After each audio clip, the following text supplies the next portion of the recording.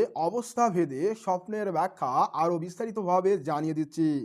দেখুন, সাপ যদি আপনাকে স্বপ্নের মধ্যে আক্রমণ করে, তাহলে আপনার শত্রু আপনার ক্ষতি করার চেষ্টা করতেছে।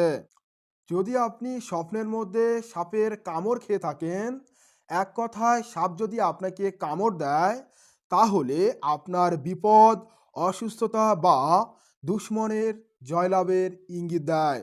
তাই আপনি সতর্ক থাকবেন। আপনি যদি সাপকে স্বপ্নের মধ্যে মেরে ফেলেন, তাহলে এর ইঙ্গিত হচ্ছে শত্রুর উপর বিজয় এবং সমস্যার সমাধান।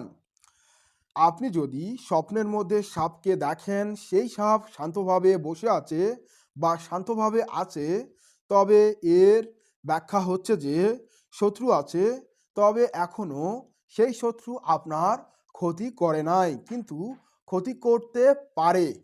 এটা নতুন শত্রুর ইঙ্গিত, বা আপনার উপর ফুঁসে আসে, আপনার ক্ষতি করতেও পারে আবার নাও পারে। আর যদি আপনি স্বপ্নের মধ্যে দেখেন কোনো সাপ আপনাকে দেখে পালিয়ে গেছে, তাহলে এর ইঙ্গিত দেয় যে বিপদ দূর হবে, জীবন সহজ হবে।